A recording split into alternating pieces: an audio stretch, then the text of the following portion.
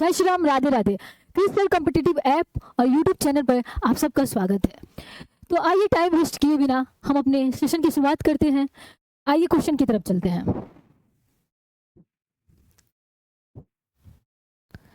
देखिए यहाँ जो हमारा पहला क्वेश्चन है उसमें पूछ रहा है अष्टप्रधान मंत्री परिषद थी, ठीक है। अष्टप्रधान के बारे में पूछ रहा है। ऑप्शन हम देखेंगे, ऑप्शन जो हमारा है वो है विजयनगर प्रशासन या गुप्त प्रशासन, चोल प्रशासन, मराठा प्रशासन, ठीक है। 4 ऑप्शन है। आपसे पूछ रहा है अष्टप्रधान मंत्री परिषद थी। तो सबसे पहले हम यह जानेंगे जो अष्टप्रधान जो मंत्री परिषद थी उसके संस्थापक कौन थे, किसने बनाया, किसके शासनकाल में थी और ये क्यों बना था, ठीक है। तो हमारे जो अष्टप्रधान मंत्री परिषद जो थी, तो हम देखेंगे यहाँ पे ऑप्शन हमारा हो जाएगा मराठा प्रशासन। क्या हो जाएगा? मराठा प्रशासन। अब देखेंगे मराठा प्रशासन है क्या। तो जो मराठा प्रशासन है, जो हमारा मराठा जो साम्राज्य है उसके संस्थापक कौन थे? छत्रपति शिवाजी, ठीक है। छत्रपति जो शिवाजी थे वो हमारे क्या थे? देखिए यहाँ पे देखिए छत्रपति शिवाजी के नाम के आगे लगता है छत्रपति। तो छत्रपति जो शिवाजी थे वे क्या थे? हमारे मराठा साम्राज्य के संस्थापक थे। मराठा साम्राज्य से आप समझ सकते हैं कि मराठा जो है तो मराठी जो लैंग्वेज होता है किस राज्य का लैंग्वेज है।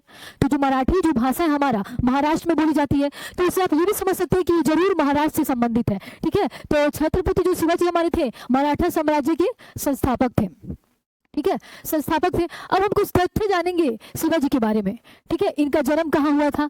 अब देखिए शिवाजी का जो जन्म हुआ था वो महाराष्ट्र में पुणे में जो हुआ था। उसका एक पुणे जिला जो था महाराष्ट्र के, वहां पे है एक शिवनेर किला था, ठीक है। क्या था? यहाँ पे देखिए महाराष्ट्र हम लोग देखेंगे, महाराष्ट्र हमारा राज्य हो गया। महाराष्ट्र में हो देख लेंगे हम लोग पुणे में, ठीक है। पुणे में एक दुर्ग था शिवनेर दुर्ग। शिवनेर दुर्ग, दुर्ग का मतलब हो जाता है किला, आप समझ सकते हैं, ठीक है। और ये क्या होता है? ये सैन्य दुर्ग था, ठीक है, सैनिक से संबंधित दुर्ग था। तो उनका जन्म उसी स्थान पे हुआ था। कहाँ इनका जन्म हुआ था? शिवाजी का जो जन्म हुआ था वो हम क्या देखते हैं? महाराष्ट्र में पुणे में शिवनेर दुर्ग के पास हुआ था, ठीक है। अब देखेंगे इनके बारे में कुछ तथ्य देखेंगे। इनके माता का नाम क्या था, पिता का नाम क्या था, ठीक है। तो इनके हम पिता का नाम देखेंगे। इनके जो पिताजी थे आपका शहाजी भोसले थे। शिवाजी के बारे में हम लोग चर्चा कर रहे हैं, ठीक है। तो इनके पिताजी थे शहाजी भोसले, ठीक है। और इनकी जो माता जी थी जीजाबाई थी, जीजाबाई। अब इनकी माता को देख लिए, पिता को देख लिए। इनके दादा काफी इंपॉर्टेंट थे दादा, क्योंकि दादा से उन्होंने राजनीतिक शिक्षा सीखी थी, ठीक है। तो इनके दादा का भी नाम देखेंगे। तो इनके जो दादा थे वे कोंडदेव थे। अच्छा, जो कोंडदेव उनके दादाजी थे उन्हीं से उन्होंने राजनीतिक और प्रशासनिक शिक्षा ली थी। उनके दादा ही उनको शिक्षा दिए थे। और जो आध्यात्मिक जो शिक्षा लिए थे वे थे आपके गुरु रामदास, ठीक है। देखिए ये जो हो गया उनके आध्यात्मिक गुरु। देखिएगा यहाँ पे 2 चीज का जिक्र किया जा रहा है आपके सामने। ये जो है आध्यात्मिक गुरु है,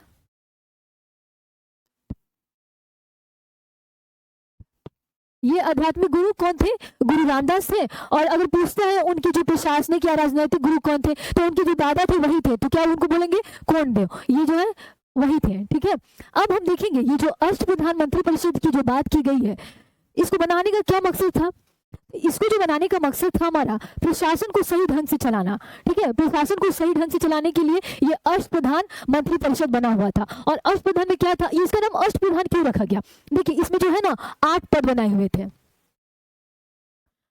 8 पद बनाए हुए थे। ये जो 8 पद थे वे राजा को क्या करते थे? सलाह देने का काम करते थे। वे सलाह देते थे और उनका जो भी था दायित्व था, राजा के प्रति दायित्व था कि जो भी काम वो कर रहे हैं उसके बारे में सूचना देना राजा के प्रति। तो इसलिए शिवाजी अष्टप्रधान मंत्री परिषद बनाए थे ताकि उनका जो साम्राज्य है वो काफी अच्छे से चल सके, साम्राज्य का विस्तार सही से हो सके, प्रशासन सही तरीके से चल सके। तो इसलिए हम देखेंगे यहाँ पे, चलिए हम आगे देखते हैं उनके भी अष्टप्रधान मंत्री परिषद थे कौन कौन और उसमें कौन कौन सा पद शामिल था।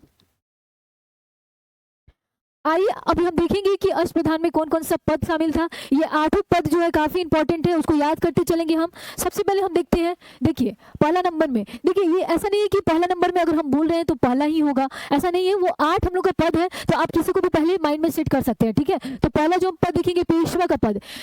उस समय मराठा साम्राज्य में पेशवा जो हमारा पद था काफी महत्वपूर्ण पद था। क्योंकि क्यों महत्वपूर्ण था? क्योंकि ये पद था आपका किसका? प्रधानमंत्री का।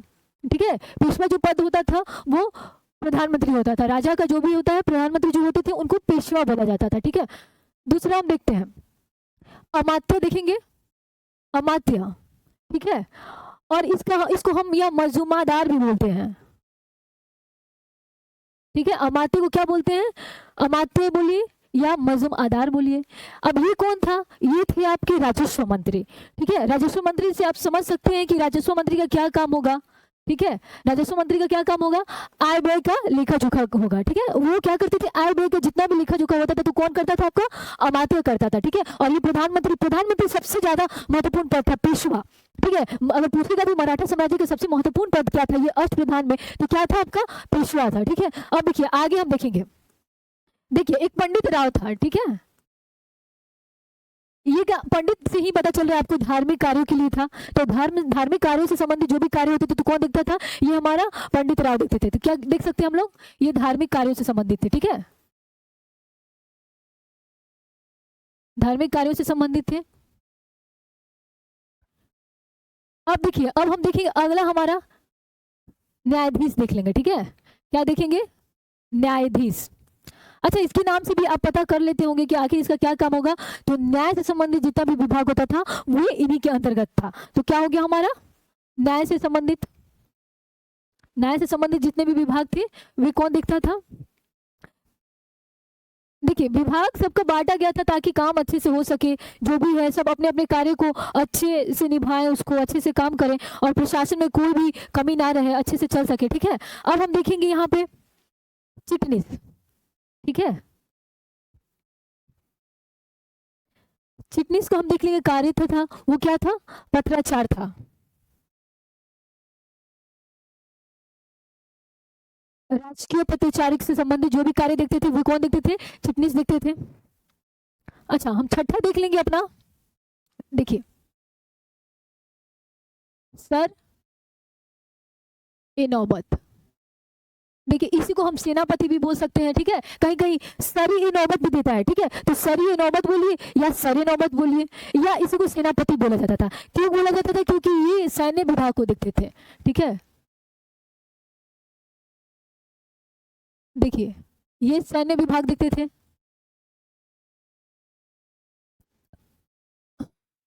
सेना की भर्ती से संबंधित हो या रसद से संबंधित हो तो क्या देखते थे? सैन्य विभाग कौन देखता था? आपका सरे नौबत या सेनापति। अगला हम देखेंगे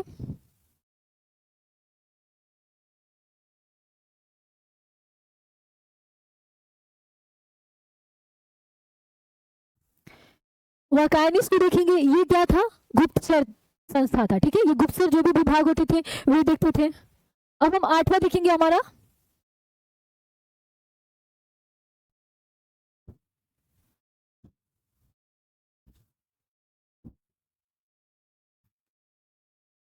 एक देखेंगे हमारा सुमंत। तो सुमंत जो था हमारा विदेश मंत्री था। ठीक है, सुमंत क्या था? विदेश मंत्री। तो हम लोग 8 यहाँ पे जो पद है वो देख लिए। देखिए रिपीट करते हैं। ठीक है, यहाँ पे देखिए सबसे पहले हम देखिए पेशवा। तो पेशवा जो हमारा पद था वो प्रधानमंत्री का पद था। फिर हम देखिए अमात्य। अमात्य उसको बोला जाता था या उसको आप बोलिए मजूम आधार। ठीक है, पहले पेशवा देखे, फिर अमात्य देखिए या मजूमादार देखिए। तो ये क्या था? राजस्व विभाग का काम देखता था। जो भी राजस्व का लेखा जोखा होता था तो वो देखता था। आगे हम देखेंगे पंडित राव। तो पंडित जो राव था वो धार्मिक कार्यों से संबंधित था। जो भी धर्म से संबंधित कार्य होता है, कोई दिन देखना होता था कि कौन सा दिन अच्छा रहेगा किसी अनुष्ठान के लिए, तो वो पंडित राव देखता था। ठीक है, फिर देखेंगे न्यायाधीश जो देखिए न्याय विभाग को देखता था। फिर देखेंगे जो चिटनीस था वो राजकीय पत्राचार देखता था। ठीक है, और वो जो भी भाषा देखना रहता था, राजकीय दरबार में जो भी भाषा से संबंधित भी कोई चीज देखना होता था तो वो यही देखता था। अब हम यहाँ पे देखेंगे सर नौबत या सेनापति, ये सैन्य विभाग देखता था आपका। और वकायनिस ये गुप्तचर संस्था के रूप में काम करता था। ठीक है, और ये हमारा जो सुमंत थे वो क्या थे? विदेश मंत्री थे। ठीक है, आइए इसको देखते हैं। देखिए हमारा जो 8 पद है, जो अष्टप्रधान का 8 पद है वो हम देखेंगे। ठीक है, और ये 8 पद यही है जो आप पढ़े अभी। देखिए अष्टप्रधान, अष्टप्रधान जो हम लोग का जो पद है वो हम रिपीट करते हैं, ठीक है। देखिए यहाँ है पेशवा, तो पेशवा क्या था, राजा का प्रधानमंत्री था। पेशवा राजा का प्रधानमंत्री था, सबसे महत्वपूर्ण पद है। देखिए ये बहुत बहुत महत्वपूर्ण पद है। अब प्रधानमंत्री का पद ऐसे भी आप जानते हैं कितना इंपॉर्टेंट हो जाता है। तो देखिए पेशवा जो पद था, पेशवा राजा का प्रधानमंत्री था। अमात्य या मजुमादार, अमात्य या मजुमादार, देखिए इसका क्या काम था, राजस्व मंत्री, ठीक है। राजस्व मंत्री का क्या काम होता है, आय व्यय का लेखा जोखा, ठीक है, आय व्यय का लेखा जोखा। अब देखिए सुमंत, सुमंत कोई क्या बोले जाता है, दबीर भी बोला जाता था। आप सुमंत बोलिए, कहीं सुमंत ना देके दबीर दिया हो तो ये मत समझिए वो अष्टप्रधान पद का हिस्सा नहीं है, वो भी है। क्या या तो कहीं सुमंत बोलता है या कहीं दबीर बोलता है। तो देखिए सुमंत या दबीर, ये क्या था, विदेश मंत्री, विदेश से संबंधित जो भी मामला होता था वो इन्हीं के पास आता था। अब देखिए न्यायाधीश जो हमारा है, न्याय विभाग का प्रधान होता था। न्यायाधीश नाम से आपको पता चल रहा है वो न्याय विभाग का प्रधान था। आइए आगे देखते हैं। आगे देखिए पंडित राव, पंडित राव आप देख रहे हैं, आपको बताया गया है अभी तुरंत पंडित राव का क्या काम था। तो पंडित राव जो हमारे थे ये क्या थे, धार्मिक कार्यों से संबंधित थे, ठीक है। फिर हम आगे देखेंगे सरी ए नौबत या सेनापति, ठीक है। कभी कभी सर ए नौबत को सर ए नौबत भी लिखा रहता है, सर ए नौबत, ठीक है। तो घबराने की जरूरत नहीं है, दोनों एक ही चीज है, ठीक है। तो सर ए नौबत या सेनापति, तो क्या था, सेना का भर्ती हो गया। देखिए क्या क्या काम करता है, सेना का भर्ती का काम कर दिया, संगठन उस बनाना हो तो वो कर दिया, या फिर देखिए रसद आदि का प्रबंधन करना, रसद आदि का प्रबंधन करना, ये क्या है, कार्य किसका है, सर ए नौबत, उनका कार्य क्या है, उनका कार्य हम देख रहे हैं ताकि यह पता चले कि अगर काम को दे दिया, पूछता है कि वो अष्टप्रधान में कौन ये पद, कौन सा ऐसा पद था जो ये काम संभालते थे, तो आप बता सके, ठीक है। तो इसलिए हम लोग अष्टप्रधान पद के साथ साथ उसका काम भी देखते चल रहे हैं, ठीक है। अब देखिए यहाँ पे जो अगला पद हमारा सचिव, देखिए सचिव जो चिटनीस आपको बताए हैं उसको आप सचिव बोलिए। देखिए इसका तीन तीन नाम हम लोग यहाँ देख रहे हैं, सचिव देखें, सरनवीस देखें या चिटनीस देखें। ये क्या काम करता था, देखिए राजकीय पत्र का कार्य देखता था। राजकीय पत्र का कार्य क्या देखता था, कभी कभी कोई लैंग्वेज, कोई भाषा अगर अलग भाषा में आ गया तो उसको समझना और राजा को समझाना, ठीक है। तो वही इसका काम था, इसलिए लिखा है राजकीय पत्र का को देखना और उसको राजा को समझाते थे। क्या करता था, अगर जिस भी भाषा में रहता था तो उसको, उसका काम होता था उसको समझना और उसको राजा जिस भाषा में समझते हैं उस भाषा में राजा को समझाना, ठीक है। अब देखिए यहाँ पे जो देख रहे हैं वकाय नवीश, इसका क्या काम था, सूचना गुप्तचर विभाग का अध्यक्ष, जो भी गुप्त सूचना होता था या फिर जो भी राज्य से संबंधित सूचना होता था उस सूचना को राजा के पास पहुंचाना इनका काम होता था, ठीक है। आइए अब अगले क्वेश्चन की तरफ चलते हैं हम। देखिए हमारा अगला क्वेश्चन है फिरोज तुगलक, फिरोज शाह तुगलक के बारे में बोल रहा है यहाँ, ठीक है। तो फिरोज तुगलक द्वारा दारुल सफा, देखिए ये दारुल सफा क्या था वही पूछ रहा है। तो सबसे पहले हमको ये पता चला जो दारुल सफा है वो किसके द्वारा बनवाया गया था, तो इससे एक क्वेश्चन आपका तैयार हुआ। तो जो दारुल सफा है वो किसके द्वारा तैयार किया गया था, फिरोज शाह तुगलक। फिरोज शाह तुगलक के बारे में पिछले वीडियो में हमने पढ़ा था, तुगलक वंश का शासक था, तो उसने क्या बनवाया, दारुल सफा। अभी पूछ रहा है जो दारुल सफा था वो क्या था। आइए ऑप्शन देखते हैं हम। यहाँ देखिए ऑप्शन में बोल रहा है आपका, एक दानशाला था, एक खैराती अस्पताल था, एक पुस्तकालय था, या तीर्थ यात्रियों से संबंधित था, ठीक है। जो दारुल सफा ये जो हमारा था यह अस्पताल था, ठीक है। देखिए हमारे ऑप्शन में क्या दिया, एक खैराती अस्पताल, तो हमारा ऑप्शन क्या हो जाएगा, ये क्या था, दारुल सफा क्या था, एक खैराती अस्पताल था, ठीक है। अब आइए कुछ हम लोग देखते हैं, पिछले वीडियो में हम लोग कुछ इसके विभाग को देखे थे, फिरोज शाह तुगलक के विभाग को, उसको रिपीट कर लेते हैं एक बार। देखिए पिछले बार हम लोग इससे संबंधित कौन कौन सा विभाग देखे होंगे, दीवाने खैरात, सबको याद होगा, पिछले वीडियो में हमने काफी अच्छे से पढ़ा था दीवाने खैरात। फिर हम लोग देखा था दीवाने बंदगान, और फिर देखा था दीवाने इस्तेहाक। ये तीनों जो विभाग था ये सब फिरोज शाह तुगलक के द्वारा बनवाया गया था, ठीक है। हम लोग क्या देखें, दीवाने खैरात, दीवाने इस्तेहाक और दीवाने बंदगान। तो जो दीवाने जो खैरात हमारा वो दान विभाग था, दीवाने जो बंदगान था वो दास विभाग था। देखिए दान विभाग था, एक दासों को जहां रखा जाता है तो दास विभाग था। तो दीवाने खैरात हो गया हमारा क्या, दान विभाग, दीवाने बंदगान हो गया दास विभाग, और दीवाने इस्तेहाक जो हमारा हो गया वो पेंशन विभाग था, ठीक है। ये हम लोग खैरात को देखिए दान विभाग, ठीक है, इसको रिकॉल करते चलेंगे। ठीक है, उससे संबंधित जब जब भी क्वेश्चन हमको मिलेंगे तो हम लोग रिपीट उसको पिछला भी पढ़ा हुआ चीज रिपीट करते चलेंगे ताकि हमारे माइंड से वो ना निकले। ठीक है, तो हम लोग देखिए दीवाने खैरात हमारा दान विभाग हो गया, दीवाने बंदगान हम लोग देखिए ये हो गया दास विभाग। देखिए इसमें कंफ्यूज मत होइएगा, दास और दान में कंफ्यूज मत होइएगा कि दान देखिए खैरात है तो खैरात में हम लोग किसी को कुछ देते हैं तो एक समझिए कि वो दान, तो खैरात से हम लोग दान याद करेंगे ताकि कंफ्यूजन नहीं हो। देखिए यहाँ पे दास विभाग और दान विभाग में आपको कंफ्यूजन हो सकता है, तो ध्यान में रखिए दीवाने खैरात जो है वो दान विभाग हो गया, दीवाने जो बंदगान हो गया वो दास विभाग हो गया, और दीवाने जो इस्तेहाक है इस्तेहाक जो हो गया आपका पेंशन विभाग हो गया। ठीक है, ये हमारा पेंशन विभाग हो गया। देखिए यहाँ पे जो इस्तेहाक इसमें तो कंफ्यूजन आपको नहीं होगा, लेकिन ये खैरात और बंदगान में हो सकता है। देखिए बंदगान से आप समझ सकते हैं बंद, तो बंदगान तो दास को बंद करके रखा, सब इस तरह से याद इसको करते चलेंगे। ठीक है, खैरात हो गया आपका दान विभाग, बंदगान हो गया आपका दास विभाग, और इस्तेहाक हो गया आपका पेंशन विभाग। तो ये तीनों विभाग किसने बनवाया था? तो आपका फिरोज शाह तुगलक के द्वारा बनवाया गया था। और साथ साथ हम लोग ने देखा दारुल शफा, क्या देखा यहाँ पे देखिए दार उल शफा, ये क्या था? ये क्या था? अस्पताल। ठीक है, ये आपका अस्पताल। क्वेश्चन पूछ सकता है ये विभाग किससे संबंधित था? देखिए नाम से पता नहीं चला ना, तो ये पूछ सकता है ये जो विभाग था किससे संबंधित है, जैसे यहाँ पे अभी पूछा है तो क्या था हमारा? खैराती एक अस्पताल था। ठीक है, अगले क्वेश्चन की तरफ चलते हैं हम। आइए अगला क्वेश्चन देखते हैं। अगला क्वेश्चन हमारा दिवस से संबंधित है। ठीक है, जैसा हम आपको हर वीडियो में बोलते आते हैं कि आपको हर दिवस का प्रमुख दिवस आपको याद करा दिया जाएगा, तो हम लोग अब तक 2 वीडियो में जो हमारा पिछला 2 वीडियो था उसमें हम लोग क्या देखे? हम लोग जनवरी का देखे, फरवरी का देखे, मार्च का देखे, अप्रैल का देखे। ठीक है, आज हम लोग देखेंगे मई और जून का। इसी तरह करते करते हम लोग पूरा दिसंबर तक कंप्लीट कर लेंगे, जो भी प्रमुख दिवस है सबको याद करते चलेंगे। ठीक है, तो हमारा देखिए यहाँ पे जो हमारा है क्या है, हमारा पूछ रहा है विश्व रेड क्रॉस दिवस कब मनाया जाता है। ठीक है, तो रेड क्रॉस दिवस हम देखेंगे कब हमारा मनाया जाता है। देखिए यहाँ पे रेड क्रॉस दिवस पूछ रहा है, ऑप्शन भी हम लोग देखते चलेंगे। देखिए यहाँ पे पूछ रहा है ऑप्शन में 8 मार्च, फिर दे रहा है 8 अक्टूबर, फिर दे रहा है 8 सितंबर और 8 मई। ठीक है, ये जो दिवस दिया हुआ है वो देखिए रेड क्रॉस के लिए पूछ रहा है। ठीक है, तो हम आइए पहले दिवस को देखते हैं। ये 8 मार्च को पिछली वीडियो में हमने पढ़ा था, 8 मार्च को कौन सा दिवस मनाया जाता है? तो अंतर्राष्ट्रीय महिला दिवस मनाया जाता है। ठीक है, ये आपको याद होगा क्या मनाया जाता है 8 मार्च को? अंतर्राष्ट्रीय महिला दिवस। अंतर्राष्ट्रीय महिला दिवस कब मनाया जाता है? 8 मार्च को मनाया जाता है। अब देखिए 8 अक्टूबर दिया है, तो आपको 8 अक्टूबर का भी, अभी अक्टूबर तक पहुंचे नहीं हेलो हम लोग, बट अक्टूबर के बारे में आपको याद कराया गया था। याद कीजिए 8 अक्टूबर को क्या बताए थे? वायुसेना दिवस। ठीक है, वायुसेना दिवस 8 अक्टूबर को बताए थे। साथ साथ हम लोग देख लेंगे इससे, ये हम लोग का वायुसेना दिवस हो गया। अब हम लोग थल को भी रिकॉल कर लेंगे, हमारा थल सेना दिवस कब मना था? तो हमारा जो थल सेना दिवस था वो आपका कब था? 15 जनवरी को। ठीक है, थल सेना दिवस हमारा 15 जनवरी को हो गया। अब हम लोग नौसेना दिवस देख लेंगे।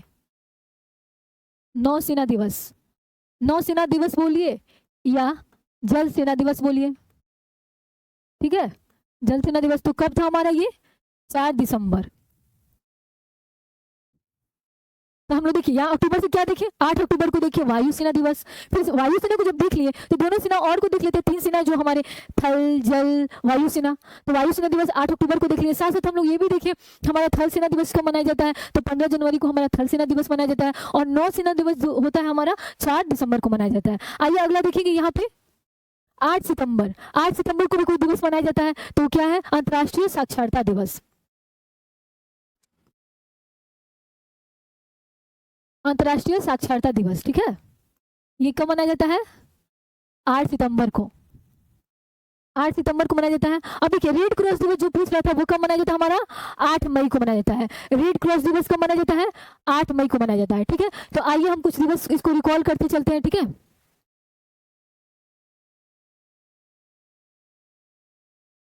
देखिए हम यहाँ पे कुछ दिवस को रिकॉल करेंगे जो मई में है, और फिर अपना जो पढ़े हुए उसको भी रिकॉल कर लेंगे एक बार। देखिए तो 8 मई को हम लोग देखिए रेड क्रॉस दिवस, तो मई में भी कुछ कुछ दिवस इंपॉर्टेंट है उसको हम लोग देखते हैं। ठीक है, तो हम देखते हैं 1 मई। 1 मई को क्या मनता है हमारा? मजदूर दिवस।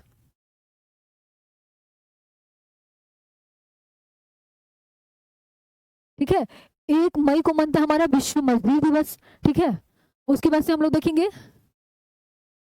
3 मई। इस 3 मई को मनता है विश्व प्रेस स्वतंत्रता दिवस। विश्व प्रेस स्वतंत्रता दिवस। 8 मई को हम लोग देख चुके हैं हमारा रेड क्रॉस दिवस, ठीक है, रेड क्रॉस दिवस देख चुके हैं हम लोग, ये क्वेश्चन में यही पूछा था, ठीक है। अच्छा 22 मई ये देखेंगे जैव विविधता दिवस, जैव विविधता काफी महत्वपूर्ण दिवस है, ठीक है, इसको भी याद करते चलेंगे। जितना भी आपको कराया जा रहा है सब आपको प्रमुख प्रमुख दिवस कराया जा रहा है, ठीक है। अब हम देखेंगे 31 मई, 31 मई को क्या मनाया जाता है, तो तंबाकू निषेध दिवस।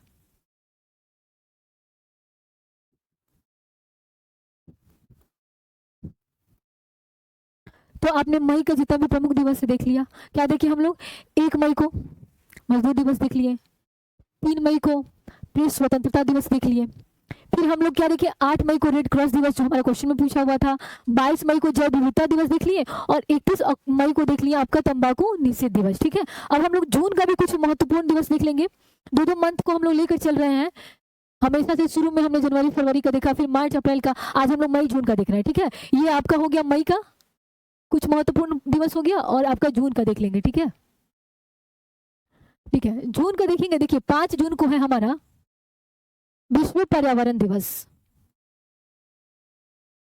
विश्व पर्यावरण दिवस कब मना था हमारा, 5 जून, ठीक है। अब हम लोग देखेंगे 14 जून विश्व रक्तदान दिवस, 14 जून को क्या मना था हमारा, विश्व क्या मनता है, विश्व रक्तदान दिवस। और एक देखेंगे 21 जून, 21 जून को क्या मनता है हमारा, अंतर्राष्ट्रीय योग दिवस। अंतर्राष्ट्रीय योग दिवस हम लोग कब देख लिया अपना, 21 जून को। तो यहाँ पे हम लोग मई और जून का दिवस देख लिए, आइए आगे देखते हैं हम इसको। देखिए यहाँ हम लोग क्या देखें, मई का देखते हैं, ठीक है। तो मई में क्या बोल रहा है हमारा, विश्व श्रमिक दिवस, तो श्रमिक बोलिए या मजदूर बोलिए, दोनों एक ही चीज है, ठीक है। तो विश्व श्रमिक दिवस हो गया या मजदूर दिवस हो गया, कब हमारा मनता है, 1 मई को, ठीक है। आगे हम देखते हैं विश्व प्रेस स्वतंत्रता दिवस, तो विश्व जो प्रेस स्वतंत्रता दिवस है वो कब मनता है, वो 1 मई को मनता है। फिर आगे देखेंगे जैव विविधता दिवस, जैव विविधता दिवस कब मनता है हमारा, 22 मई, ठीक है। अब देखिए तंबाकू, विश्व तंबाकू रोधी दिवस, ठीक है, रोधी दिवस हो गया या निषेध बोल दीजिए, तंबाकू निषेध दिवस या तंबाकू रोधी दिवस, ठीक है, कब मनता है हमारा, 31 मई को मनता है, ठीक है। विश्व पर्यावरण दिवस, विश्व पर्यावरण दिवस कब मनता है, 5 जून को मनता है। फिर हम देखेंगे आपका 14 जून को रक्तदान दिवस, देखिए यहाँ पे 14 जून को हो गया हमारा रक्तदान दिवस। फिर हम लोग देखेंगे 21 जून को जो हमारा है वो क्या मनता है, विश्व अंतर्राष्ट्रीय योग दिवस बोलिए या विश्व योग दिवस बोलिए, देखिए वो हो गया। अब हम आइए अगले क्वेश्चन की तरफ चलते हैं। हमारा अगला क्वेश्चन क्या है, अगला क्वेश्चन है द्रव, देखिए क्या पूछ रहा है, द्रव अवस्था से, देखिए बहुत इंपॉर्टेंट क्वेश्चन है, और इसको समझने के लिए एक आपको डायग्राम के द्वारा हम इसको समझाएंगे जो काफी इजीली तरीके से आप समझ जाइएगा। देखिए द्रव अवस्था से गुजरे बिना गैसीय अवस्था का सीधे ठोस अवस्था में परिवर्तन कहलाता है, ठीक है। बोल रहा है द्रव अवस्था से गैसीय अवस्था का सीधे किसमें बदल रहा है, आपका ठोस अवस्था में परिवर्तन क्या कहलाता है। अब ये ऑप्शन में आपका दे रहा है निक्षेप, निक्षेप हुआ या निक्षेपण बोलिए, ठीक है, दोनों एक ही चीज है। फिर बोल रहा है ऊर्ध्वपातन, फिर बोल रहा है आपका संघनन, और ये बोल रहा है डी में ऑप्शन में क्या है, जमना, ठीक है। ये 4 ऑप्शन आप देख लिए, चारों ऑप्शन आपको आंसर सही बताने के पहले आपको एक डायग्राम के द्वारा हम समझाएंगे कि ये चीज है क्या, और कैसे आप इसके अलावा भी अगर कोई क्वेश्चन देता है तो आप उसको कैसे बना सकते हैं। जरूरी नहीं है कि यही क्वेश्चन आपको पूछेगा, तो आइए हम देखते हैं। हम लोग जानते हैं पदार्थ की जो अवस्था है ठोस द्रव गैस, ठीक है, और चौथा हम लोग मानते हैं प्लाज्मा, और 5वां बोन्स आइंस्टीन, ठीक है। तो अब हम देखेंगे ये ठोस द्रव गैस के बारे में ये पूछ रहा है, तो उसको हम देखते हैं, ठीक है। तो एक हम ड्रॉल करते हैं और उसके द्वारा हम आपको समझाते हैं। आइए इसको पहले समझते हैं, फिर क्वेश्चन को सॉल्व करेंगे हम लोग। देखिए चार्ट के द्वारा समझने से या कोई भी आप आरेख के द्वारा समझ लेंगे तो काफी आसानी से समझ सकते हैं आप, ठीक है। तो हम यहाँ पे देखिए ठोस द्रव और एक गैस देख लिए, ठीक है। अब देखिए इसको हम लोग क्या करेंगे, एक एंटी क्लॉक साइड में घुमाएंगे और एक क्लॉक टाइप में घुमाएंगे, एक घड़ी की दिशा में और एक घड़ी की विपरीत दिशा में इसको लेके चलेंगे समझने के लिए, ठीक है। देखिए एक हम लोग चल रहे हैं घड़ी की विपरीत दिशा में, और दूसरा हम लोग चलेंगे घड़ी की दिशा में, जिस तरह घड़ी चलता है उस दिशा में चल रहा है। इसको समझने के लिए आपको भी ऐसे बता रहे हैं ताकि आप खुद से ये बनाकर अच्छे से उसको समझ सके, ठीक है। उसको तरीका भी आपको बनाने का, ये तरीका भी आपको समझाया जा रहा है, ठीक है। अब देखिए हमारा जो क्वेश्चन था वो क्या पूछा था, हमारा जो क्वेश्चन पूछा हुआ था गैस से सीधे ठोस में बदल जा रहा है, ठीक है। देखिए गैस से सीधे ठोस में बदल रहा है, देखिए यहाँ पे देखिए ये एरो देखिए, ये गैस है आपका, गैस से सीधे ठोस में यहाँ पे चेंज हो रहा है। तो इसको क्या बोलेंगे, इसको हम लोग बोलेंगे निक्षेपण। देखिए इसको बोलेंगे निक्षेप बोलिए या निक्षेपण बोलिए। अब आया आपको समझ में। देखिए गैस से सीधे, यहाँ पे द्रव है, ठोस द्रव गैस है, तो यहाँ पे द्रव है, बीच में द्रव के पास नहीं आ रहा है, बिना द्रव में बदले सीधे क्या गैस बदल रहा है, ठोस में, तो क्या हो गया आपका निक्षेपण, ठीक है। अब हम देखेंगे, देखिए एक बार हम लोग अपना एक ही साइड में पहले घुमाकर उसको देख लेते हैं, फिर उसके अपोजिट देखेंगे, ठीक है। ऐसे तो काफी क्लियर होते चलेगा। फिर देखिए अब यहाँ पे देखिए, यहाँ से हम लोग ऐसे आए तो गैस से हम लोग ठोस देखिए निक्षेप या निक्षेपण हो गया। फिर हम लोग कहाँ चल रहे हैं, ठोस से द्रव की तरफ। अब आप समझ सकते हैं, एक बर्फ को लिख लीजिए एग्जाम्पल में, तो बर्फ पानी के रूप में बदल जाता है तो क्या होता है, गल जाता है, उसको क्या बोलेंगे गलन।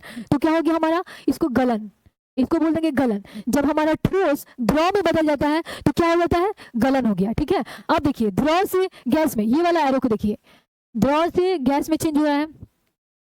इसको आप एग्जाम्पल घर के, अपने घर पे रख के सोच सकते हैं कि द्रव है, पानी है, उसको आप गर्म कर रहे हैं, तो क्या द्रव को गैस में, तो गैस बन जाता है तो क्या होता है, वाष्प बन जाता है, तो क्या देखेंगे हम, इसको वाष्पीकरण देख लेंगे। इसको क्या बोलेंगे, वाष्पीकरण,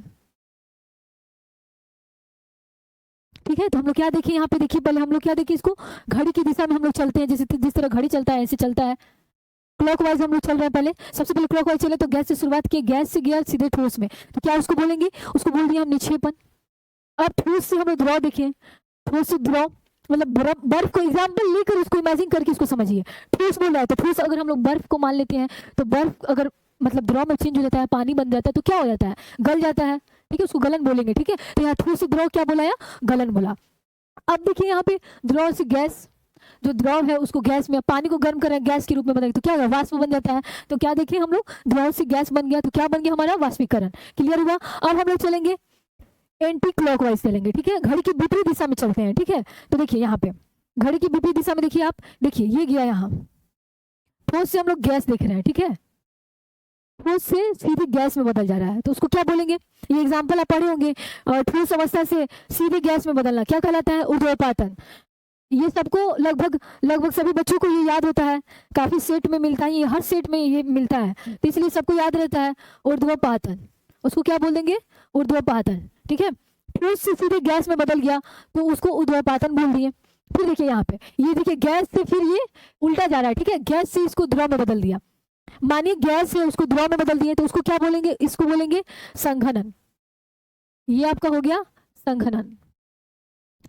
और देखिए यहाँ पे गैस से आपको ठोस से गैस देखें, गैस से द्रव देखें। अब क्या देखेंगे, द्रव से ठोस, द्रव है आपका ठोस हो गया, जैसे पानी आपका जम गया तो क्या बनता है, ठोस में कब बन जाता है, जब जम जाता है, जैसे बर्फ बन गया आपका, तो क्या यहाँ पे देख लेंगे हम लोग, द्रव से ठोस, तो उसको क्या बोलेंगे, जमना, ठीक है। आप इसको सिंपल अपने एग्जाम्पल रख कर भी आप इसको सोच सकते हैं, ठीक है। ये क्लियर हो गया। अच्छा एक बात याद रखिएगा माइंड में आपके, निक्षेपण जो है आपका, निक्षेपण ये हमेशा आपका क्या होता है, ऊर्ध्वपातन का अपोजिट होता है, ठीक है। ये दोनों हमेशा एक दूसरे का अपोजिट होता है। कैसे, आप देखिए अगर पूछ रहे हैं ठोस से सीधा गैस के रूप में बदल गया तो क्या हो गया हमारा, ऊर्ध्वपातन हो गया, और गैस को पूछ रहे गैस से सीधा ठोस में बदल गया तो हमारा क्या हो गया, निक्षेपण हो गया। क्लियर हो गया आपको सबको। फिर से एक बार रिकॉल करा देते हैं सबको, ठीक है। पहले आप ये डायग्राम बना लीजिएगा खुद से, बिना देखे आप खुद से अपने कॉपी में स्केच करके डायग्राम बना लीजिएगा, ठोस द्रव गैस। अब आप इसको एक बार एंटी क्लॉकवाइज और एक बार क्लॉकवाइज चला दीजिएगा, ठीक है। अब देखिए हम देखेंगे सबसे पहले हम लोग कहाँ गए, ठोस से गैस, सीधे ठोस से, मतलब ऐसे क्वेश्चन पूछता है ठोस से द्रव में बिना बदले गैस में बदल गया, तो घबराना नहीं है। अगर मानिए कि दो चीज का बात करें तो जाहिर सी बात है एक चीज नहीं होगा, ठीक है। तो ठोस से सीधा गैस पूछ रहा है तो क्या बोलेंगे हम लोग, ऊर्ध्वपातन, ठीक है। फिर गैस से आपका द्रव पूछ रहा है तो गैस से द्रव गया, संघनन हो गया। फिर द्रव से क्या हम लोग जाएंगे यहाँ पे, फिर ठोस में आ जाएंगे तो क्या हो जाएगा हमारा, जमना हो जाएगा, ठीक। उसके अपोजिट फिर चलेंगे और फिर हम लोग कहीं से भी, आप कहीं से भी शुरुआत कर सकते हैं, जरूरी नहीं है कि आप इसी रो में चलेंगे, बट एक होता है कि आप अपने माइंड में सेट कर ले, उसी अनुसार चले। ये नहीं कि आज इस अनुसार चले, कल यहाँ से उठा लिए, कल वहां से उठा लिए, ऐसा गलती मत कीजिएगा, उससे क्या होगा, आपको कंफ्यूजन होगा, ठीक है। तो एक लेके चलिए, एक जगह से लेके चलिए, उसको समझने में काफी आसान होगा। अब हम लोग इस साइड देख लिए, अब हम लोग यहाँ से गैस से देखिए ठोस में, तो क्या देखिए हमारा निक्षेपण देख लिए, ठोस से द्रव में देख लिए गलन देख लिए, और द्रव से गैस में देख लिए क्या देख लिए, वाष्पीकरण। क्लियर हुआ? अगले क्वेश्चन की तरफ चलते हैं। तो देखिए हम अपना अपना क्वेश्चन की तरफ चलते हैं। हम अपने हमारे क्वेश्चन में क्या पूछा था, ठीक है, आइए क्वेश्चन को देखते हैं। हमारे क्वेश्चन में क्या था, द्रव अवस्था से गुजरे बिना, द्रव अवस्था से गुजरे बिना। आपसे बोले ना कि अगर दो चीज की बात करेगा तो एक बोल देगा उससे गुजरे बिना, तो हम लोग तो दो ही का देख रहे थे ना मैक्सिमम। तो द्रव अवस्था से गुजरे बिना गैसीय अवस्था का सीधा ठोस में, तो आप ये तो डायग्राम ही आप समझ गए, तो आप आंसर भी बता देंगे। क्या बोल रहा है, देखिए गैसीय अवस्था का सीधी ठोस अवस्था में परिवर्तन क्या कहलाता है। अब देखिए बताने की जरूरत है आपको, यहाँ पे निक्षेपण है, ऊर्ध्वपातन है, संघनन है, जमना है, तो क्या हो जाएगा आपका यहाँ पे निक्षेपण। क्लियर हो गया सबको? अब देखिए यहाँ पे ऊर्ध्वपातन देख लिए, तो ऊर्ध्वपातन क्या था, तब देखिए यहाँ पे क्या हम लोग देखिए गैस से सीधे क्या बदला, गैस से सीधे बदल गया ठोस में, ठोस में बदल गया। अब देखिए ऊर्ध्वपातन बोल रहा है, तो ऊर्ध्वपातन इसके क्या बोले थे, ऊर्ध्वपातन और निक्षेपण एकदम अपोजिट, दूसरे के एकदम उल्टा होता है। तो ये गैस से ठोस में बदला, तो ये क्या करेगा, ठोस से सीधे गैस, ठोस से सीधे गैस। ये सब एक परिभाषा के रूप में एग्जाम में पूछे जाते हैं, ठीक है, तो सबको याद करते जाएंगे। ठोस से सीधे गैस में बोलेगा तो क्या हो जाएगा हमारा, ऊर्ध्वपातन हो गया। अब देखिए यहाँ पे संघनन बोल रहा है, संघनन कब होगा, तो देखिए गैस से आपका चेंज हो जाएगा, गैस से सीधे द्रव, क्या हमारा हो गया, संघनन हो गया। अब जमना बोल रहा है, तो जमेगा कैसे, द्रव से सीधे क्या हो जाएगा, ठोस। क्लियर हुआ सबको? चारों ऑप्शन आपको क्लियर करा दिया गया, ठीक है। देखिए चारों ऑप्शन को, लेकिन आपका ऑप्शन क्या आंसर क्या रखिएगा, निक्षेपण हो जाएगा, जो क्वेश्चन में पूछा है, ये ध्यान में रखिएगा। साथ साथ जो चारों ऑप्शन दिया है उसको भी आप समझ लिए, अगर वो ना देखे अगर ये पूछ रहा है तब भी आप बता सकते हैं, ठीक है। जरूरी नहीं हमेशा ऊर्ध्वपातन पूछे, पहले क्या होता था, अक्सर ऊर्ध्वपातन का ही क्वेश्चन रहता था, ठोस से सीधे गैस में बदल जा रहा है, सॉरी ठोस से सीधे गैस में बदल जा रहा है। लेकिन अब ये भी पूछ सकता है, इसलिए आपको सब चार्ट जो आपको बताएगा, जो भी आपको डायग्राम बनाया गया है उसको अपने माइंड में सेट रखिएगा, ठीक है। आइए अगले क्वेश्चन की तरफ चलते हैं। देखिए हमारा जो आपका पांचवा क्वेश्चन है वो क्या पूछ रहा है, पांचवें क्वेश्चन पे चलते हैं। ये पूछ रहा है संविधान सभा के प्रथम अध्यक्ष कौन थे। पहले भी आपको संविधान सभा के बारे में बताया गया है, पहले अध्यक्ष कौन थे, फिर दूसरे अध्यक्ष कौन बने, और अध्यक्ष पहले थे तो अस्थायी थे या अस्थायी थे, ठीक है। तो आइए अभी हम इसको देखेंगे, ठीक है। तो इसको हम देखेंगे, संविधान जो हमारा सभा के पहले अध्यक्ष थे तो वे कौन थे, सच्चिदानंद सिन्हा, सिन्हा, ठीक है। तो अब देखिए ये कौन थे, सच्चिदानंद सिन्हा को आपको क्या बताया गया था, ये अस्थायी रूप से बने थे, ठीक है, अस्थायी रूप से ये पहले थे। और पहले में क्या थे, अगर क्वेश्चन में आपको पूछेगा संविधान सभा के अस्थायी अध्यक्ष कौन थे, तो आपका आंसर क्या होगा, सच्चिदानंद सिन्हा। अगर पूछ लिया कि पहले, बस अस्थायी अगर नहीं भी लगाता, अगर पहले पूछता है तब भी कौन हो जाएंगे आपके, सच्चिदानंद सिन्हा, ठीक है। अब देखिए आपको पूछेगा अगर स्थायी अध्यक्ष कौन थे, संविधान सभा के स्थायी अध्यक्ष कौन थे, तो ये कौन थे आपके, डॉक्टर राजेंद्र प्रसाद, ठीक है, डॉक्टर राजेंद्र प्रसाद। और अंतिम तक यही बने रह गए थे, ठीक है, अंतिम तक आपके यही स्थायी अध्यक्ष बने रह गए थे आपके, कौन बने थे, डॉक्टर राजेंद्र प्रसाद। तो देखिए यहाँ पे हम लोग क्या देखें, ये जो सच्चिदानंद सिन्हा थे वे कब बने उसका डेट भी देख लेंगे, ठीक है। तो ये जो बने थे आपके 9 दिसंबर 1946 को, और जो स्थायी अध्यक्ष जो बने थे डॉक्टर राजेंद्र प्रसाद, वे बने थे आपके 11 दिसंबर 1946। हुआ क्लियर सबको? अब देखिए यहाँ पे ऑप्शन में क्या दिया गया, संविधान सभा के प्रथम अध्यक्ष कौन थे। तो अगर आप सोचेंगे कि यहाँ देखिए ऑप्शन में क्या दिया, डॉक्टर राजेंद्र प्रसाद भी दिया है, यहाँ पे सच्चिदानंद सिन्हा भी ऑप्शन में दिया हुआ है, भीमराव अम्बेडकर दिया है, जवाहरलाल नेहरू दिया है, ठीक है। तो आप सोचेंगे यहाँ पे अस्थायी की बात नहीं की गई है, तो कहीं अस्थायी की बात नहीं की तो आप डॉक्टर राजेंद्र प्रसाद को समझ रहे थे, लेकिन ये गलती मत कीजिएगा, क्योंकि अस्थायी के साथ साथ अगर पहले थे तो वही सच्चिदानंद सिन्हा ही बने थे। इसलिए हमारा ऑप्शन यहाँ पे आंसर क्या हो जाएगा, संविधान सभा के प्रथम अध्यक्ष कौन थे, तो प्रथम अध्यक्ष कौन थे हमारे, सच्चिदानंद सिन्हा। क्या हो गए हमारे, अस्थायी अध्यक्ष थे, इसको ध्यान रखिएगा, अस्थायी अध्यक्ष थे और ये पहले थे, ठीक है। और जो डॉक्टर राजेंद्र प्रसाद थे हमारे स्थायी अध्यक्ष थे, ये अंतिम तक यही बने रह गए थे।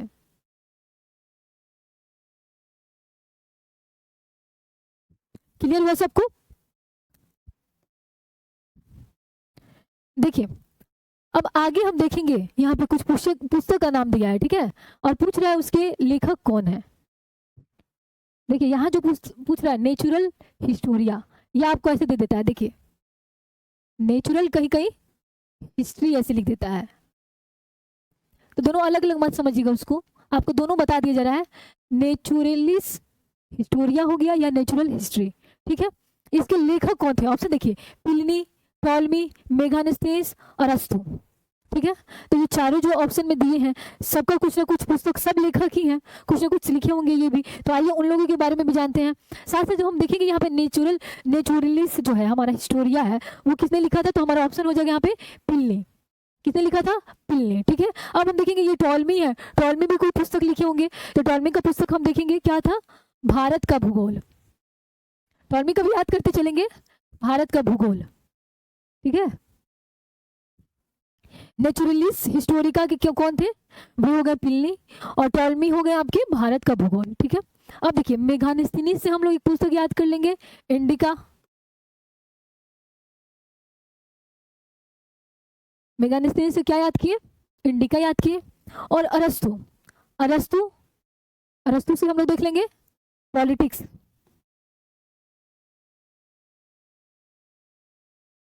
देखिए इनको अरस्तु जो थे उनको father of biology, father of zoology बोला जाता है, ठीक है ये। और सिकंदर के गुरु भी थे, कौन थे, सिकंदर के गुरु, सिकंदर जो था, सिकंदर के गुरु भी क्या थे, आपके अरस्तु थे। और अरस्तु को क्या बोला जाता है, father of zoology, father of biology, ठीक है। और उनका जो एक पुस्तक हम लोग देख रहे हैं यहाँ पे, पॉलिटिक्स या द पॉलिटिक्स उसको लगा सकते हैं, ठीक है। तो क्या हो गया हमारा पॉलिटिक्स। तो देखिए हम लोग नेचुरलिस्ट हिस्टोरिया से हम लोग देख रहे थे, तो इसके जो लेखक हमारे क्या हो गए, प्लिनी हो गए। साथ साथ हम लोग इसमें ऑप्शन में जो टॉलमी दिया है उसका देखिए हम लोग क्या, टॉलमी का देख लिए, भारत का भूगोल देख लिए, मेगास्थनीज का देख लिए, इंडिका देख लिए, और अरस्तु का क्या देखे, पॉलिटिक्स देख लिए, ठीक है। क्लियर हुआ, ये चारों जो नाम आप देखे हैं सबको याद करते चलेंगे, क्योंकि सब उतना ही इंपॉर्टेंट है जितना आपके ये क्वेश्चन में दिया हुआ है, ठीक है। तो भारत का भूगोल अगर पूछेगा, पूछ सकता है भारत का भूगोल किसने लिखा, तो बोलेंगे टॉलमी। इंडिका पुस्तक किसने लिखा, तो हो जाएंगे मेगास्थनीज। और ये पॉलिटिक्स जो पूछेगा तो क्या हो जाएगा, अरस्तु हो जाएगा, ठीक है। आइए अगले क्वेश्चन की तरफ चलते हैं। अगला हमारा जो क्वेश्चन है, भारतीय संविधान के कौन से अनुच्छेद में मूल कर्तव्य की चर्चा की गई है, ठीक है। भारतीय संविधान में कौन से अनुच्छेद में मूल कर्तव्य का उल्लेख किया गया है, ठीक है। आपका देखिए यहाँ पे ऑप्शन में पूछ रहा है, अनुच्छेद 50, अनुच्छेद 51, अनुच्छेद 51 का क, और अनुच्छेद 49, ठीक है। अब हम देखेंगे यहाँ पे क्या हो जाएगा, अनुच्छेद मौलिक कर्तव्य का पूछ रहा है, तो मौलिक कर्तव्य का अनुच्छेद हमारा क्या हो जाएगा, अनुच्छेद 51 का क, ठीक है। अब मौलिक कर्तव्य के बारे में कुछ हम जान जाएंगे, क्या है मौलिक कर्तव्य, ठीक है। मौलिक कर्तव्य जो था हमारा वो कहाँ से लिया गया था, सबसे पहले हम यह जानेंगे। तो ये मौलिक कर्तव्य जो हमारा है वो रूस के संविधान, ठीक है। तो देखिए हम यहाँ पे देखते हैं, रूस को ही हम लोग देख लेंगे, सोवियत संघ भी बोला जाता था, तो या सोवियत संघ दिया रहा है या रूस दिया रहा है। तो देखिए अब हम इसको देखेंगे, यह जो मौलिक कर्तव्य हमारा वो रूस के संविधान से लिया गया है, ठीक है। अब देखिए हमारा जब संविधान बना था तो इसकी चर्चा नहीं की गई थी, लेकिन इसको जोड़ा किस समिति के द्वारा गया उसको देखेंगे। देखिए इसको जोड़ा जो गया स्वर्ण सिंह समिति था, स्वर्ण सिंह समिति जो था उसी की सिफारिश पे हमारे संविधान में क्या जोड़ा गया था, आपका मौलिक कर्तव्य जोड़ा गया था, ठीक है। अब मौलिक कर्तव्य जो जोड़ा गया था तो किस भाग में जोड़ा गया था, तो भाग हमारा 4 का क में जोड़ा गया था। किस में जोड़ा गया था, 4 का क। देखिए ध्यान दीजिएगा, 4 नहीं लेना है, 4 में हमारा क्या है, नीति निर्देशक तत्व है, ठीक है, लेकिन 4 का क में, ठीक है। देखिए एक मिनट, इसको देखिए, कंफ्यूजन मत होइएगा, 4 का क देखिएगा, क्योंकि ये नहीं कि 4 दिया है, अगर भाग 4 दिया है, भाग 4 दिया है तो टिक ऑप्शन में रहा है तो सही मार दिए, क्या हो जाएगा गलत। इसमें क्या है आपका, इसमें आपका है नीति निर्देशक तत्व है, भाग 4 में हमारा नीति निर्देशक तत्व है। जो देखिए अनुच्छेद इसमें आता है आपका, अनुच्छेद इसमें आता है आपका क्या होता है, 36 से 51, ठीक है। देखिए अब 51 में भी कंफ्यूजन नहीं होगा, देखिए भाग हमारा 4 का क, क्योंकि 4 में हमारा क्या है, नीति निर्देशक तत्व है, जो कि अनुच्छेद क्या पूछा है, अनुच्छेद क्या होता है नीति निर्देशक तत्व का, तो 36 से 51, अनुच्छेद 36 से 51 आपका जो है वो नीति निर्देशक तत्व है। अब देखिए यहाँ पे क्या है, हम किसकी बात कर रहे हैं, मौलिक कर्तव्य का। तो मौलिक कर्तव्य जो हमारा है, सबसे पहले तो हम देखिए कि यह स्वर्ण सिंह समिति के द्वारा उसकी सिफारिश पे लाया गया था, ठीक है। अब हम देखेंगे भाग की जब बात करें तो भाग 4 का क, ये नहीं कि क को हटा देना है, बस 4 बोलना है, 4 का क बोलना है, ठीक है। आप देखिए, अब अनुच्छेद इसका भी हम देखेंगे, क्वेश्चन में हमारा वही था। तो अनुच्छेद हमारा क्या हो गया, अनुच्छेद हमारा हो गया 51 का क। देखिए ये साथ में क रहेगा, ये नहीं कि 51, क्योंकि अगर 51 आप बोल दिए तो आपको कहाँ चला जाएगा वो, नीति निर्देशक तत्व में। और अगर आप भाग 4 में बोल दिए तो वो भी नीति निर्देशक तत्व में होगा। ठीक है, हमारा क्या था इसमें, इसको क्लियर करते चलिएगा। ठीक है, मौलिक कर्तव्य जो हमारा है वो भाग 4 का क, और अनुच्छेद अगर पूछेगा, भाग पूछेगा तो 4 का क हो जाएगा, और अगर अनुच्छेद पूछेगा तो 51 का क हो जाएगा। ठीक है, और देखिए यहाँ पे नीति निर्देशक तत्व के बारे में है तो वो है आपका भाग 4 में है, और अनुच्छेद आपका 36 से 51 है। अब देखिए ये जो है वो किस संशोधन के द्वारा लाया गया था, तो ये जो स्वर्ण सिंह समिति है उसकी सिफारिश पे आया था। तो क्या हमारा हो जाएगा, कौन सा संशोधन हो जाएगा, 42वां संशोधन 1976, इसी के तहत लाया गया था। क्या लाया गया था, हमारा मौलिक कर्तव्य। तो मौलिक कर्तव्य का देख लिए, साथ साथ हम यह जानेंगे कि अभी वर्तमान में कितने मौलिक कर्तव्य हमारे। तो अभी वर्तमान में हमारे कितने मौलिक कर्तव्य हैं, 11। ठीक है, अब जो हमारा 11वां जो मौलिक कर्तव्य है उसके बारे में भी हम जानेंगे। जो 11वां जो जोड़ा गया था वो किस संशोधन के द्वारा जोड़ा गया था।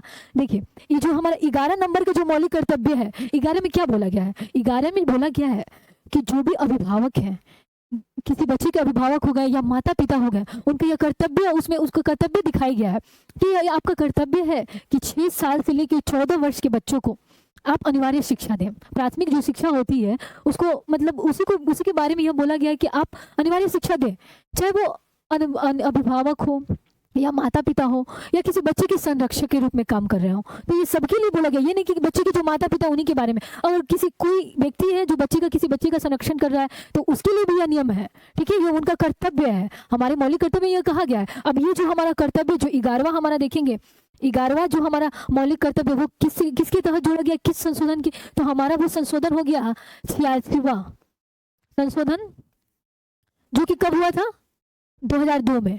ठीक है, क्लियर हुआ सबको। ये क्या हम लोग देखें, जो 11वां नंबर का था वो किसके तहत जोड़ा गया, हमारा 2002 में जोड़ा गया। और क्या बोला गया उसमें, 6 से 14 वर्ष के बच्चों को, चाहे वो अभिभावक हो या माता पिता हो या संरक्षक हो, बच्चे को अनिवार्य शिक्षा दें। ठीक है, अब यहाँ पे देखिए मौलिक कर्तव्य का हम लोग क्या देखें, इसमें पूछा था किस अनुच्छेद किस आर्टिकल में आता है, तो हम लोग आर्टिकल देखिए 51 का क। अब आर्टिकल के साथ साथ हम लोग ये भी देखिए हमारा जो मौलिक कर्तव्य है वो किसके संविधान से, किस देश के संविधान से लिया गया है।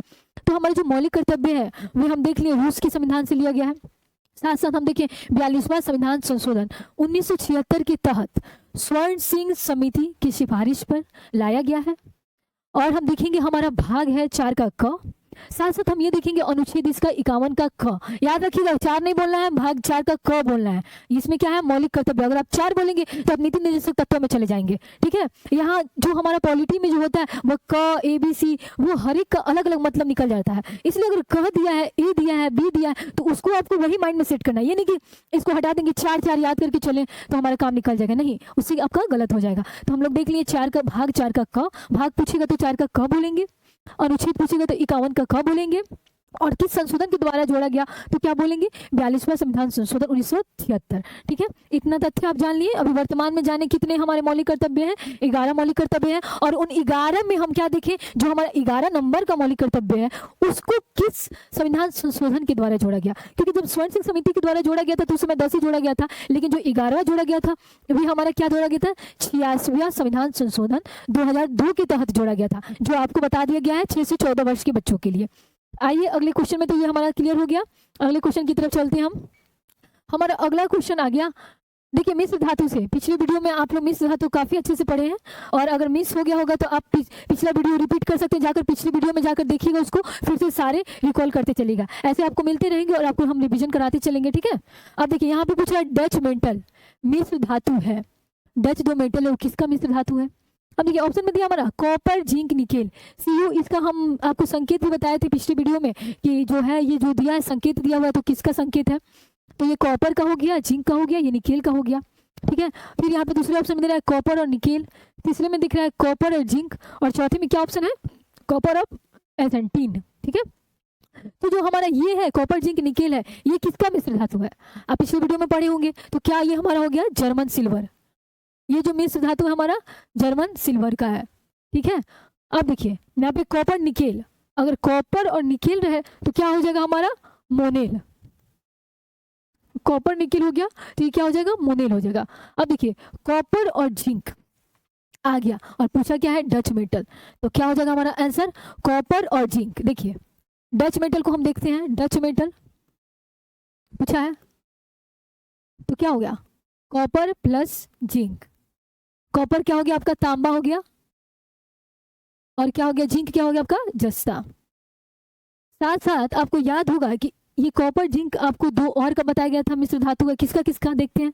चलिए पीतल का हम लोग पढ़े थे, पीतल, और क्या देखे थे, एक मूंज मेटल देखे थे। देखिए थोड़ा मिस्टेक हो गया लिखने में, देखिए पीतल हो गया, पीतल, एक हो गया मुंज मेटल। देखिए ये जो तीनों का है क्या हो जाएगा मिश्र धातु आपका, कॉपर और जिंक। तो कॉपर जिंक किसका मिश्र धातु है, पीतल का तो हुआ ही, साथ साथ किसका हुआ, डच मेटल का हो गया, और मुंज मेटल का भी हो गया हमारा। क्लियर हुआ आपको। यहाँ पे देखिए हम लोग डच मेटल पूछा था तो हमारा ऑप्शन में दिया हुआ है कॉपर और जिंक, तांबा और जस्ता, किसका हो गया, डच मेटल का। साथ साथ हम लोग किसका देखें, पीतल का भी हो गया आपका, और मुंज मेटल का भी हो गया। ठीक है, अब देखिए ऑप्शन में जो हमारा जो मिश्र धातु दिया है उसके बारे में भी देख लेते हैं थोड़ा। देखिए कॉपर जिंक निकेल दिया है तो किसका हो गया, जर्मन सिल्वर का हो गया। कॉपर अगर निकेल दिया है तो किसका हो गया, मोनेल का हो गया। कॉपर जिंक का तो हम लोग देख लिए, यहाँ पे पीतल देख लेंगे, पीतल देख लेंगे, डच देख लेंगे, और मुंज देख लेंगे। ठीक है, मुंज मेटल देख लेंगे। ठीक है, और ये जो हमारा कॉपर और टीन है, Cu प्लस Sn है, वो हमारा किसका हो गया, आपका कांसा का हो गया। ठीक है, क्लियर हुआ सबको इतना, इतना हम लोग पिछला भी रिपीट करते चल रहे हैं। ठीक है, साथ साथ हम लोग क्या देखें, डच मेटल, डच के साथ साथ हम लोग जर्मन सिल्वर देखें, और जर्मन सिल्वर में हम लोग, तो अगर यहाँ पे देखते हैं आपका डच मेटल देख लिए, मूंज मेटल देख लिए, पीतल देख लिए, और अगर आपको पूछेगा जर्मन सिल्वर में सिल्वर कितना परसेंट होता है तो क्या बताया गया था, 0%। क्यों, क्योंकि आप देख सकते हैं फॉर्मूला में कॉपर है, जिंक है और निकेल है, सिल्वर तो है ही नहीं, तो सिल्वर कहाँ से आएगा, बस नाम है जर्मन सिल्वर, सिल्वर 1% नहीं है। ठीक है, 0% होगा। और यहाँ पे पीतल, डच, मुंज देख लिए, और आप कांसा देख लिए। ठीक है, आइए अगला क्वेश्चन की तरफ चलते हैं। देखिए हमारा जो अगला क्वेश्चन है वो क्या पूछ रहा है, गाय की प्रजाति है। ठीक है, गाय की प्रजाति पूछ रहा है। पिछले हम लोग देखे भैंस, ठीक है, अभी क्या देखे हम लोग, गाय की प्रजाति।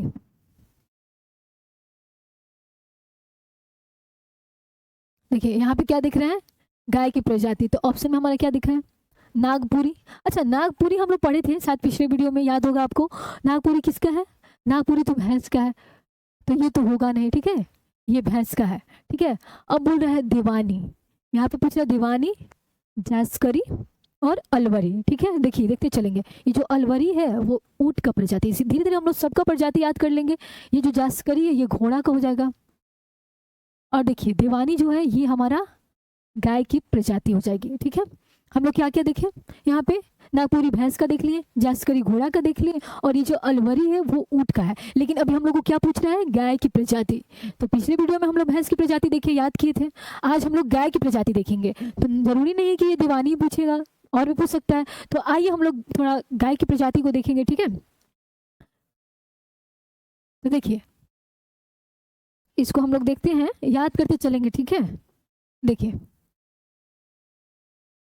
देखिए साहिवाल जो देखेंगे वो गाय की प्रजाति है। ठीक है, फिर देखेंगे जर्सी, ये गाय की प्रजाति दिख रहा है, याद कीजिएगा। फिर देखेंगे हरी हरियाणवी होगा। ठीक है, हरियाणवी, हरियाणवी। ठीक है, अमृत महल हो गया, पूंगा नूर हो गया, रेड डेन हो गया। ठीक है, डांगी हो गया, कृष्णा वैली हो गया आपका।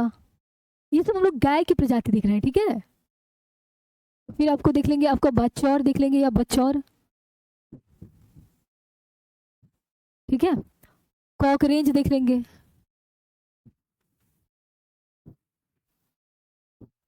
दीवानी देख लिए, ब्राउन स्विस देख लेंगे।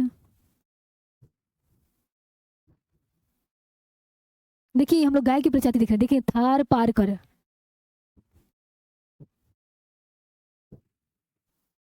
थार पारकर देखेंगे। ठीक है, थार पारकर देख लिए, फिर देखेंगे मेवाती, मेवाती देख लिए, साथ साथ हम लोग देख लेंगे मालवी। देखिए देखिए गीर देख लेंगे, सीरी देख लेंगे,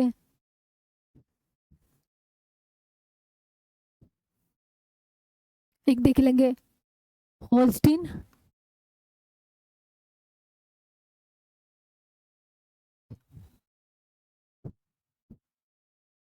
ठीक है। देखिए हम लोग इतने सारे गाय की प्रजाति देखे, ठीक है। क्या हम लोग का यहाँ पे गाय की प्रजाति पूछा था, एक यहाँ पे दीवानी देखे थे, ठीक है। उसके साथ साथ हम लोग इतना जो प्रजाति देखे थे, और भी प्रजाति है, पर हम लोग कुछ कुछ प्रजाति याद करते चलेंगे, ठीक है। कुछ प्रमुख प्रजाति हम लोग देखते चलेंगे। तो क्या क्या देखे हम लोग, साहिवाल देखिए, सीरी, गिर, Sahiwal, Jersey, Haryanvi, Amrit Mahal, पुंगानूर, red Dane, Dangi, होस्टिन physician, उसको फिजिशियन कहीं बोला या फ्रिजियन बोला जाता है, ठीक है। फिर आपका कृष्णा वैली, इसको कृष्णा वैली देख लेंगे, ठीक है। बचौर लिखा है या बचौर लिखा हो। फिर एक कॉकरेंज, दीवानी, ब्राउन स्विस, देखिए ब्राउन स्विस है, इसको याद कीजिएगा, ब्राउन स्विस हो गया, थार पारकर हो गया, ठीक है, मेवाती हो गया, और मालवी हो गया। इतना सारा देखिए, ठीक है। अब आइए इसको हम आगे देखते हैं, इसको स्लाइड पे देखते हैं हम।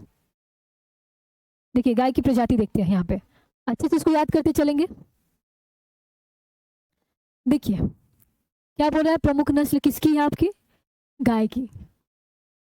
क्या हो गया, गाय की यह प्रजाति है या नस्ल, जो बोल लीजिए आप, ठीक है। तो क्या हो गया हमारा, देखिए शाहीवाल, शाहीवाल याद करते चलेंगे, शाहीवाल, ये मतलब शाहीवाल हो गया, जर्सी हो गया, मैक्सिमम लोग जानते हैं। उसके साथ साथ हम लोग इतना सारा देख रहे हैं, ठीक है। तो क्या देखिए हम, शाहीवाल याद करते चलेंगे, हमारा क्या हो गया, शाहीवाल, ठीक है। फिर उसके बाद से देखेंगे आगे है हमारा जर्सी, हरियाणवी, हरियाणवी, फिर देखेंगे अमृत महल, ये सब प्रजाति है, ठीक है। नाम सुनने में लग रहा है अमृत महल है, नहीं महल नहीं है, ये क्या है, प्रजाति है। तो क्या हो गया, अमृत महल हो गया।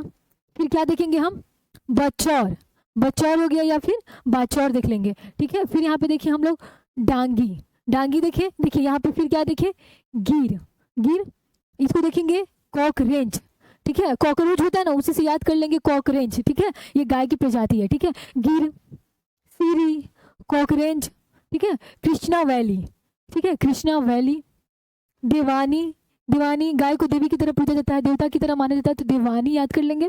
कृष्णा वैली, कृष्ण कृष्ण भगवान को गाय से बहुत प्रेम था, गाय के साथ हमेशा खेलते थे, रहते थे, तो उससे आप याद कर सकते हैं कृष्णा वैली और देवानी, ठीक है। मालवी, मालवी नाम है, ऐसे मैक्सिमम नाम रहता है मालवी लड़की सबका, तो मालवी एक याद कर लेंगे, मालवी, मेवाती, मालवी, और साथ साथ हम लोग देखेंगे मेवाती, ठीक है। याद हुआ आपको, शाहीवाल देखें, जर्सी देखें, हरियाणवी देखें, अमृत महल देख लिए, बचौर देखें, देखिए बचौर या बाचौर, डांगी देखिए। आप इसको सिंपल अपने बोलने लैंग्वेज में याद करिएगा, जरूरी नहीं है कि सेम टू सेम याद करना है, आपको एग्जाम पास करना है, इसलिए अपनी लैंग्वेज में उसको, अपनी भाषा में उसको जैसे इजी हो, क्योंकि इतना सारा नाम, इतना सारा नस्ल सबके लिए पॉसिबल नहीं होता याद करना, लेकिन आपको क्या करना है, एग्जाम क्वालिफाई करना है, ठीक है, पढ़ना है, एग्जाम देना है, तो आप अच्छे से सिंपल लैंग्वेज में उसको पढ़ सकते हैं। तो क्या हो गया, बाचौर देखें, डांगी, डांगी देख लिए। अब देखिए गिर देख लिए, गिर, कॉकरेंज, कॉकरेंज नहीं याद हो तो कॉकरोच ही याद कर लीजिएगा, उससे आप रिलेट कर लीजिए कॉकरेंज। फिर आप कृष्णा वैली, कृष्णा वैली आपको बताया गया था भगवान कृष्ण को पसंद थी गाय, गाय के साथ खेला करते, तो कृष्णा वैली, ठीक है। और देवानी, देवी की तरह पूजा, देवता की तरह पूजा जाता है, तो देवानी हो गया। फिर साथ साथ हम लोग देखेंगे मालवी और मेवाती, ठीक है। आगे हम देखेंगे और भी नस्ल देखेंगे हम यहाँ पे, ठीक है। अच्छा देखिए हमारा और भी नस्ल देखेंगे, हमारा पुंगानूरे, ठीक है, पुंगानूर लिखा हो या पुंगानूरे लिखा हो, क्या हो गया हमारा, पुंगानूर, ठीक है। लाल सिंधी, लाल सिंधी, देखिए लाल सिंधी एक रेड डेन, आप दोनों में लाल सिंधी और रेड डेन सेम सेम एक पास रख के इसको याद करते चलिएगा, ठीक है। पुंगानूरे, लाल सिंधी, ठीक है। देखिए यहाँ पे सीरी है, सीरी आपको पहले बताया गया है। थार पारकर, मतलब थार समझिए मरुस्थल को पार करना है, थार पारकर, इसको तोड़ तोड़ कर याद कीजिए, ठीक है। थार पारकर, थार पारकर, एक बार सोचिएगा तो कंफ्यूजन हो जाएगा, फिर याद नहीं हो पाएगा, हार्ड लगेगा आपको, तो आपको उसको तोड़ कर पढ़ना है। थार पारकर, गाय को बोला जाता है थार को पार करो, ठीक है, थार पारकर, ठीक है। फिर देखिए रेड डेन, बोले ना एक लाल सिंधी एक रेड डेन, ठीक है, रेड डेन। फिर देखिए हम लोग ब्राउन स्विस, ब्राउन स्विस। आगे देखिए होल्स्टीन फ्रीसियन, फ्रीसियन या यहाँ पे कभी कभी देगा आपको फ्रिजियन भी लिख देता है, इसकी जगह पे फ्रिजियन भी लिख देता है, ठीक है। तो आप होल्स्टीन अपने माइंड में सेट रखिएगा, होल्स्टीन, ठीक है। स्पेलिंग यहाँ पे कभी फ्रिजियन लिखा हो या कभी फ्रिजियन लिखा हो, कभी फिजिशियन लिख दिया, कुछ भी लिख सकता है, ठीक है। तो आप यहाँ पे क्या किए, होल्स्टीन। क्या क्या देख लिए यहाँ पे, पुंगानुरे, लाल सिंध, सीरी, थार पारकर, रेड डेन, ब्राउन स्विस, और क्या देख ले, होल्स्टीन फ्रिजियन। क्लियर हुआ सबको। हम लोग आज गाय की प्रजाति देखें, कल हम पिछले वीडियो में हमने भैंस की प्रजाति देखा था। इस तरह हम लोग हर वीडियो में दिवस देखते चलेंगे, प्रजाति देखते चलेंगे, और भी काफ़ी अच्छी चीज़ें उसको रिपीटेड भी रखेंगे ताकि वो हमेशा रिपीट होते रहे, ठीक है। तो गाय की प्रजाति आप देखिए। अब आइए अगले क्वेश्चन की तरफ चलते हैं हम। हमारा अगला क्वेश्चन देखिए, ये क्या है, मैथ्स हमारा, ठीक है। अब देखिए ये हमारा मैथ्स है, इसमें पूछ रहा है 10वां क्वेश्चन जो हमारा पूछ रहा है उसको हम देखते हैं। यहाँ क्या बोल रहा है, 10वां नंबर हमारा क्वेश्चन है 0/5 क्या होगा। मतलब देखिए क्या दे रहा है, 0 में 5 से आपको भाग करना है तो क्या होगा पूछ रहा है, ठीक है। इसको समझेंगे, जरूरी नहीं है कि 0 में 5 से भाग करने के लिए दे दे, ठीक है। 0 में आपको 17, 0 में आपको 8, मतलब कोई भी नंबर 1 से लेकर आप 1 2 3 4 इनफाइनाइट तक जो भी नंबर आप ले लें, क्या आपको करना है, 0 में उससे भाग देना है। तो जब भी हम किसी भी नंबर से 0 में भाग करते हैं तो हमारा आंसर क्या हो जाता है, 0। क्या हो जाएगा हमारा, 0 आंसर हो जाएगा, ठीक है। उसी तरह आप देख सकते हैं यहाँ पे किसमें हम लोग 0 में भाग दे रहे हैं, किससे भाग दे रहे हैं, 17 से भाग दे रहे हैं। तो क्या हो जा रहा है हमारा यहाँ पे आंसर क्या हो जाएगा, 0। फिर देखिए यहाँ पे 0 में क्या भाग दे रहे हैं हम लोग, 8 से भाग दे रहे हैं, तो क्या हो जाएगा हमारा 0, ठीक है। 0 ये 0, ठीक है।